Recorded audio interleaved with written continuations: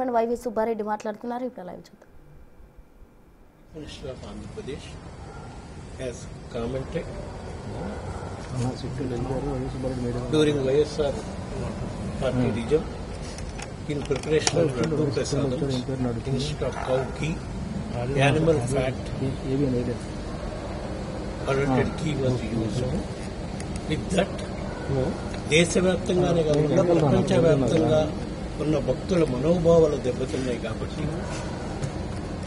ఇంకో ఇద్దరు ముగ్గురు వాళ్ళతో పాటు మేము కూడా సుప్రీంకోర్టులో పిటిషన్ వేయటం దేనికి ఎటువంటి నిజమైన వాస్తవాలు ప్రజలకు తెలియాలి అని చెప్పి సుప్రీంకోర్టులో పిటిషన్ వేయటం దానికి హైయెస్ట్ కోర్టు దగ్గర సుప్రీంకోర్టు ఆఫ్ ఇండియా వాళ్ళు ఒక సిట్ ఫామ్ చేస్తారు. వాళ్ళు కూడా కామెంట్ చేయడం జరిగింది. ఇట్లాంటి కామెంట్ కాన్స్టిట్యూషనల్ అథారిటీగా ఉన్న వాళ్ళు ఎఫ్ఐఆర్ రిజిస్టర్ అయినాక ఎంక్వైరీ రిపోర్ట్ రాకుండానే విధంగా కామెంట్ చేయడం చాలా బాధాకర విషయం అని వాళ్ళు కూడా ఎక్స్ప్రెస్ చేయడం జరిగింది. దానిపైన సిట్ వాళ్ళకి క్లియర్ డైరెక్ట్ సిట్ వాళ్ళకి సుప్రీంకోర్టు ఆదేశాలు ఏమని ఇచ్చిందంటే 2024 జూన్లో ఏదైతే 4 ట్యాంకుల ద్వారా అడల్టెడ్ ఘీ సప్లై చేశారో ఆ ఘీ సప్లై చేసిన దాంట్లో యానిమల్ ఫ్యాట్ ఉందా లేకపోతే ఏమి అడల్టెడ్ ఉన్నాయి అనేది నిర్ధారించమని చెప్పారు. అదేవిధంగా ఈ 4 ట్యాంక్స్ అడల్టెడ్ ఘీ ఏదైతే సప్లై చేశారంటున్నారో దాన్ని ప్రిపరేషన్ ఆఫ్ లడ్డూస్ లో వాడారా లేదా అనేది క్లారిఫై చేయమని అడుగుతున్నారు. సుప్రీంకోర్టు ఇచ్చిన డైరెక్షన్ ప్రకారం దాని ప్రకారమే సిట్ ఫామ్ చేయడం జరిగింది. దాని ప్రకారం మీరు విచారణ చేస్తుంటే ఫస్ట్ ఆ 2 క్లారిఫై చేయాల్సిన బాధ్యత మీకుంది అని అడిగాను. వాళ్ళు మాకు ఇన్వెస్టిగేషన్ ఇంకా పూర్తి కాలేదు అంటే నేను అడిగాను, ఇన్వెస్టిగేషన్ పూర్తి కాకపోతే మీరు ఆల్రెడీ ఛార్జ్ షీట్ ఒకటి ఫైల్ చేశారు, దాంట్లో మీరు మెన్షన్ చేశారు ఆ ఛార్జ్ షీట్లో ఈ adulterated ఘీలో vegetable oils and కెరన్ oils మాత్రమే కలిసినాయి అని చెప్పి మీరు ఛార్జ్ షీట్లో మెన్షన్ చేశారు. అది ఛార్జ్ షీట్ పబ్లిక్ డొమైన్లో ఉంది. దాంట్లో నేను చూసాను జరిగిందంటే ఇప్పటి వరకు జరిగిన విచారణ ప్రకారం మేము ఆ ల్యాబ్ రిపోర్ట్లో ఆ విధంగానే వచ్చింది, అందుకని రిపోర్ట్ చేసి ఈ విధంగా ఛార్జ్ షీట్లో మెన్షన్ చేశామని చెప్పారు. అప్పుడు నేను అడిగాను ఫర్దర్గా అయినా you have to clarify to the crores of devotees, ఎంత త్వరగా వీలైతే అంత మీరు డివోటీస్కి క్లారిఫై చేయాల్సిన అవసరం ఉంది. దీనిపై అడల్టెడ్ ఘీ వాడారా 4 ట్రక్కులు, ఎందుకంటే ఆ ఛార్జ్ షీట్లోనే వాళ్ళు మెన్షన్ చేశారు వెనక్కిపోయిన ట్రక్స్ కూడా మళ్ళా వేరే పేరు మీద వచ్చి వాడారు అని ఛార్జ్ షీట్లో మెన్షన్ చేశారు వాళ్ళు. సో దీనిపై కూడా మీరు క్లారిఫై చేయాలి. అడల్టెడ్ ఘీలో యానిమల్ ఫ్యాట్ ఉందా, వేరే ఏమైనా అడల్టెడ్ ఐటమ్స్ పామ్ ఆయిల్ కానీ వీటి ద్వారా అడల్టెడ్ ఘీ జరిగింది అనేది కూడా క్లారిఫై చేయాలని చెప్పడం. ఈ ఒక్క పాయింట్ మీద బాగా క్లారిటీగా చెప్పమని నేను ఇన్వెస్టిగేషన్ అథారిటీస్కి చెప్పాను. మిగతా అన్ని విషయాలు వాళ్ళు అడిగిన వాటన్నిటికి కూడా నేను సమాధానం చెప్పడం కాదు, ఇప్పుడే కాదు మళ్ళా అవసరమైతే ఇన్వెస్టిగేషన్కి నేను అన్ని విధాలా కోఆపరేట్ చేస్తానని చెప్పడం జరిగింది. ఇంకో ప్రధాన అంశం నేను వాళ్ళని క్లారిఫై చేయమని అడిగిందంటే ఇప్పటి వరకు లాస్ట్ 10 రోజుల నుంచి మీడియాలో చిన్నప్పన్నని నా ఎక్స్పీఏ 2014 నుంచి 2019 వరకు నేను పార్లమెంటు సభ్యుడిగా ఉన్నప్పుడు నా దగ్గర పిఏగా పనిచేసిన చిన్నప్పని అరెస్ట్ చేశారు. సరే ఇన్ ద ప్రాసెస్ ఆఫ్ మీ ఎంక్వైరీలో అతని మీద ఏదో ఎలిగేషన్స్ వచ్చినాయి, అరెస్ట్ చేశారు, ఫైన్. బట్ మీరు పదే మీడియాలో ఎస్పెషల్లీ కొన్ని మీడియాలు చిన్నప్పన్న నా పిఏ అని ప్రొజెక్ట్ చేస్తున్నారు. 2018 తర్వాత ఆయన నా పిఏ కాదు, దానికి మీరు క్లారిఫై చేయాల్సిన అవసరం ఉంది. 2018లో నేను రిజైన్ చేసినాక ఆ తర్వాత ఈఆర్ జాయిన్డ్ విత్ మా పార్టీలో ఉన్న అదర్ ఎంపీ వి ప్రభాకర్ రెడ్డి గారు దగ్గర జాయిన్ అయ్యాడు. ఆ తర్వాత మళ్ళా ఒక తెలంగాణ ఎంపీ దగ్గర కూడా పనిచేస్తున్నట్టు నాకు ఇన్ఫర్మేషన్ ఉంది. తర్వాత 2019లో గవర్నమెంట్ వచ్చినాక ఒక 4 నెలలకో 5 నెలలకో ER joined in Andhra Pradesh government as some special officer liaison officer at Andhra Pradesh Bhavan. So these 2 things మీరు క్లారిఫై చేయాల్సిన అవసరం ఉంది. ఎందుకంటే గత 15 రోజుల నుంచి మీడియాలో దుష్ప్రచారం జరుగుతుంది. అప్పన్న నా పిఏ అని, ఆయన అరెస్ట్ చేశారని, ఆయన ద్వారా ఏదో హవాలా ద్వారా ట్రాన్సాక్షన్ జరిగినాయని. ఇప్పుడు అప్పన్న ఏదైనా ట్రాన్సాక్షన్ చేస్తుంటే వాటిని ఆయనపై ఎంక్వైరీ చేసి ఆయన తప్పు చేస్తుంటే ఏమైనా అవాల ట్రాన్స్ఫర్ చేస్తుంటే సెక్షన్ ప్రకారం మీరు ఆయనపై చర్యలు తీసుకోండి. అదేవిధంగా అప్పన్న ఆ విధంగా చేయటానికి కారణం ఎవరు టీటీడీలో ఉన్న ఆఫీసర్స్ ఎవరో అతను సహకరించుంటారు కదా, వాళ్ళపై కూడా చర్యలు తీసుకోండి. అంతేగాని అప్పన్న నా పిఏ అని అతని ద్వారా ఏదో నేను అవినీతికి పాల్పడ్డానని దుష్ప్రచారాన్ని ఆపే విధంగా చర్యలు తీసుకోవాలని కూడా నేను చెప్పడం జరిగింది. ఇవే కాకుండా ఇంకా 2-3 సజెషన్స్ కూడా నేను ఇవ్వటం జరిగింది. ఏంటంటే ఇప్పటి వరకు జరిగిన ఇన్వెస్టిగేషన్ ప్రకారం వాళ్ళు అడల్టెడ్ ఘీ సప్లై చేశారు.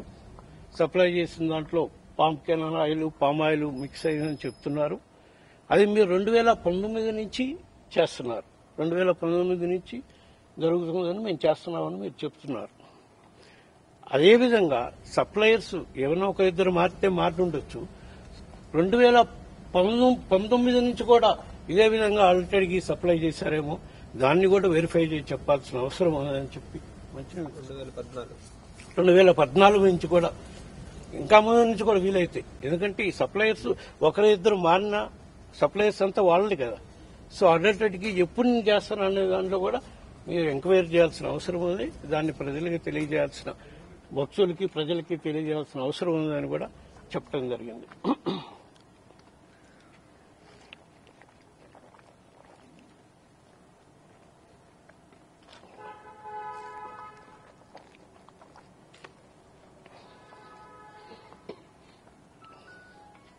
ఎంక్వైరీలో భాగంగా వేరే అంశాలు కూడా నేను వాళ్ళ దృష్టికి తేవడం జరిగింది.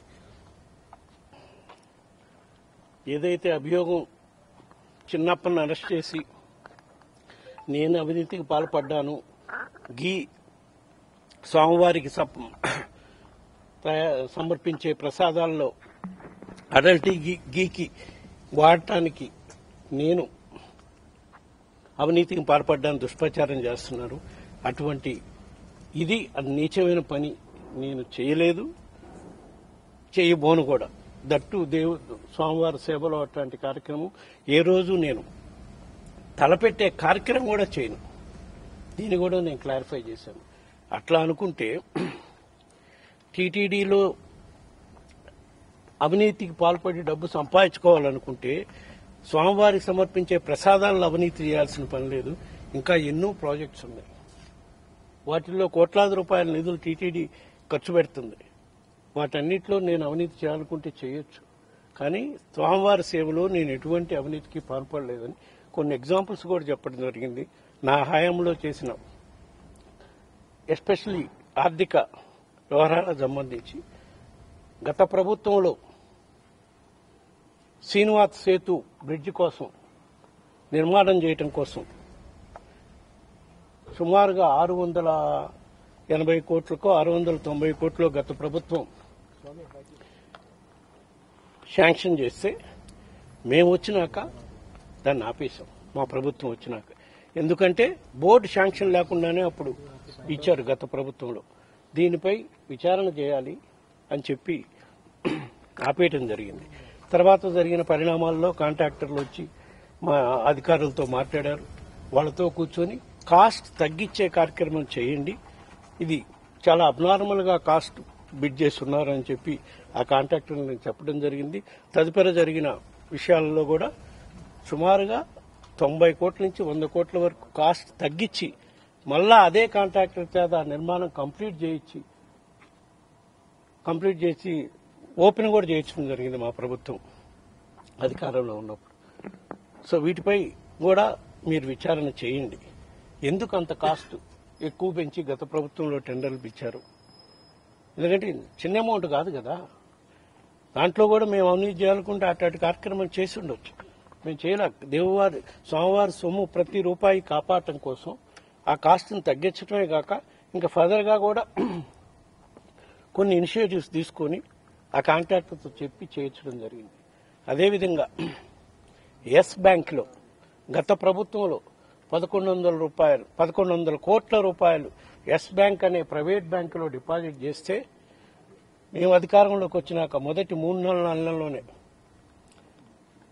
ఎందుకంటే స్వామివారికి వచ్చే ప్రతి రూపాయి భక్తులు వాళ్ళ కష్టార్జితం స్వామివారికి కానుకగా సమర్పించేది కాబట్టి దాన్ని కాపాడాల్సిన బాధ్యత టీటీడీ అధికారులది. బోర్డుగా మాకు చూడాల్సిన బాధ్యత ఉంది కాబట్టి ఆ బ్యాంకులో డిపాజిట్లు ఉండటం వల్ల ప్రైవేట్ బ్యాంకు కాబట్టి ఏమైనా ఇబ్బంది ఇస్తే భక్తుల కానుకలకు ఇచ్చింది నిర్వీర్యం అయిపోద్ది, ఇబ్బంది పడే పరిస్థితి వస్తుంది అని చెప్పి ఆ బ్యాంకులో ఉన్న డిపాజిట్ని మొత్తం ఒక వారం రోజుల్లోనే 1,100 కోట్ల రూపాయలు విత్డ్రాయల్ చేసి నేషనలైజ్ బ్యాంక్స్ లో వేయటం జరిగింది. అది జరిగిన ఖచ్చితంగా 1 మంత్లోనూ 2 మంత్లోనూ నాకు గుర్తులేదు, వెరిఫై చేసుకుని డీటెయిల్గా నేను మళ్ళా ఇప్పటికే చాలా ఖచ్చితంగా డీటెయిల్గా గరుడ శ్రీనివాస సేతు బ్రిడ్జి విషయంలో మేము చేసిన కార్యక్రమాలు, ఎస్ బ్యాంక్ నుంచి నిధులు రిలీజ్ చేసి కాపాడటం కోసం మేము చేసిన ఇది, ఆ తర్వాత విత్ ఇన్ 1 or 2 మంత్స్లోనే ఆ బ్యాంక్ కొలాప్స్ అయిపోయింది, దివాలా తీసింది. సో ఇన్ని పరిస్థితుల నుంచి స్వామివారి కానుకలుగా వచ్చిన వీటిని కాపాడటం కోసం మేము ఏ విధంగా చేశాము, అదేవిధంగా శ్రీవాణి పథకం ద్వారా ఈ దళారులను మొత్తం నిర్మూలించి టోటల్గా తీసేసి ప్రతి రూపాయి స్వామివారికి వస్తే ఈ దర్శనాలు దళారుల బెర్ద ఉండదు అని చెప్పి శ్రీవాణి పథకం పెట్టి కోట్లాది రూపాయల నిధులు తెచ్చి ఏ విధంగా దేశవ్యాప్తంగా గుడులు నిర్మాణాలు చేశాము ఆ విషయాలు కూడా చెప్పడం జరిగింది. ఎందుకంటే దీనిపై కూడా మేము అధికారంలో ఉన్నప్పుడు శ్రీవాణి నిధులను మేము దుర్వినియోగం చేస్తున్నామని చెప్పి అభియోగం వేశారు. దానిపై కూడా నేను క్లారిటీ ఇస్తున్నా. దానికోసమే ఎక్కడైతే వాళ్ళు అభియోగాలు వేస్తున్నారో వాటిపై కూడా నేను క్లారిటీ ఇస్తున్నా. అదేవిధంగా ఏ విధంగా children hospital, Padmavathi Hrudayalaya hospital నిర్మాణం చేసి ఎంతమంది పసిపిల్లల ప్రాణాలు కాపాడటం కోసం మేము నిధులు వెచ్చించాము, ఇవన్నీ కూడా చెప్పడం జరిగింది. సో ఈ రోజు జరిగిన దీంట్లో వాళ్ళు అడిగిన క్వశ్చన్స్ అన్నిటికీ నేను సమాధానం చేయడం జరిగింది. ఈ 2 విషయాలు మాత్రం క్లారిఫై చేయాలని చెప్పి వాళ్ళకి చాలా క్లియర్గా చెప్పడం జరిగింది. ఒకటి, కల్తీ జరిగిన లడ్డుల్లో యానిమల్ ఫ్యాట్ ఉందా, ఒకవేళ ఉంటే ఆ 4 ట్రక్స్ వాడారా లేదా. నెంబర్ 2, చిన్నప్పన్న నా పిఏ కాకపోయినా నా పిఏగా ప్రొజెక్ట్ చేసి అతని ద్వారా నేను అవినీతికి పాల్పడ్డానని చిత్రీకరించే కార్యక్రమం చేస్తున్నారు. అది కూడా కరెక్ట్ కాదు, తప్పు. అది కూడా మీరు ప్రజలకు తెలియజేయాల్సిన అవసరం ఉంది అని చెప్పడం జరిగింది. 3వ అంశం, సరే ఇన్వెస్టిగేషన్ ఇంకా జరుగుతుంది. ఇప్పటి వరకు జరిగిన ఇన్వెస్టిగేషన్లో అడల్టెడ్ గీ సప్లై చేస్తున్నారు, పామ్ ఆయిల్ మిక్స్ అయిందంటున్నారు, ఏదో ఇంకా పూర్తిగా క్లారిటీ రాలేదు. వాట్ ఎవర్ ఇట్ ఈస్, అది మీకు ఇచ్చిన డైరెక్షన్ ప్రకారం 2025 జూన్లో జరిగిన దానికే ఎంక్వైరీ చేయమన్నారు. ఫైన్, దాని నుంచి లింకులు వచ్చిన ద్వారా మీరు 2019 నుంచి కూడా జరిగిన ఈ సప్లైస్ లో ఎంక్వైరీ చేస్తున్నారు.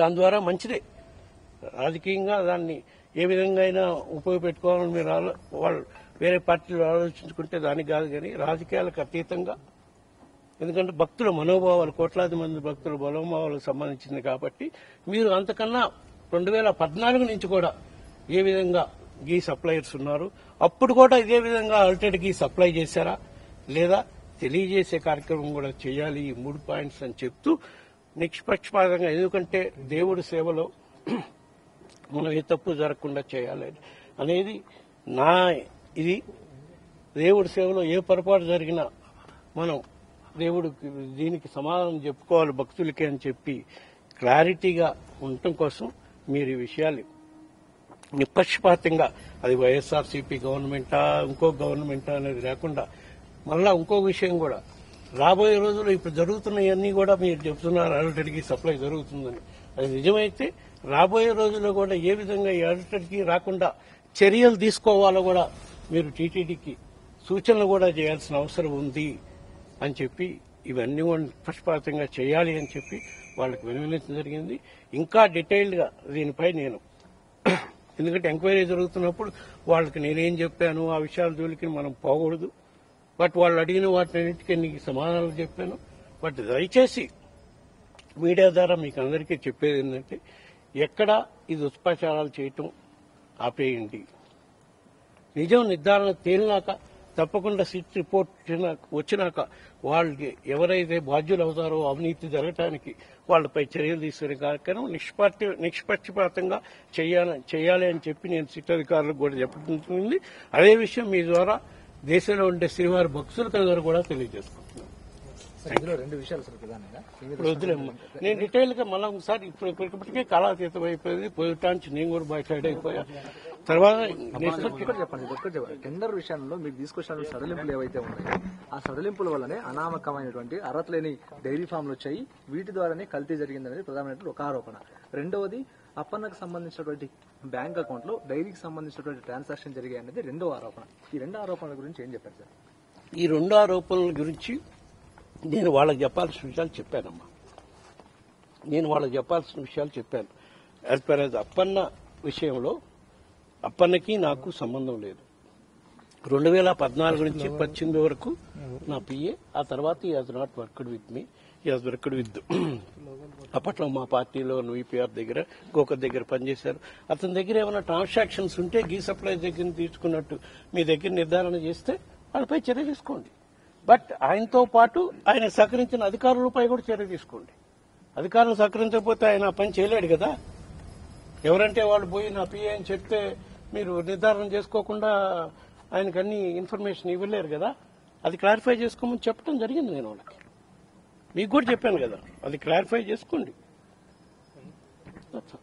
మళ్ళీ ఇంకోసారి విచారిస్తా ఉన్నారు సార్, మళ్ళీ విషయానికి తెలీదమ్మా. వాళ్ళు ఈ రోజు వరకే అడిగినవన్నీ చెప్పాను. ఫర్దర్ గా ఎప్పుడు కావాలన్నా కూడా నేను విచారణకు సిద్ధమే, మీకు సహకరించడానికి సిద్ధమే. కానీ వాస్తవాలు ప్రజలకు తెలియజేయండి అని చెప్పి నేను వాళ్ళకి చెప్పడం జరిగింది. Thank you.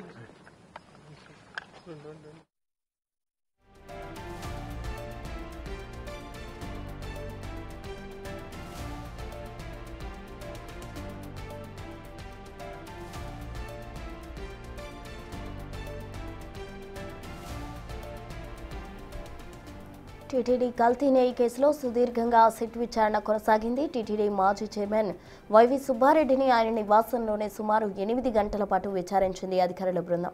ఆయన పిఏ చిన్న అప్పన్న ఇచ్చిన స్టేట్మెంట్ ఆధారంగా ప్రశ్నలు సంధించారు సిట్ అధికారులు. కల్తీ నెయ్యి వ్యవహారంలో మీ ప్రమేయం ఏంటి? నెయ్యి సరఫరా కోసం ప్రీమియర్ అగ్రిఫుడ్ కు కాంట్రాక్ట్ దక్కేలా నిబంధనలు ఎందుకు మార్చారు అంటూ పలు ప్రశ్నలు సంధించారు. కీలక డాక్యుమెంట్లు సుబ్బారెడ్డి ముందుంచి మరీ ప్రశ్నించినట్టు తెలుస్తోంది.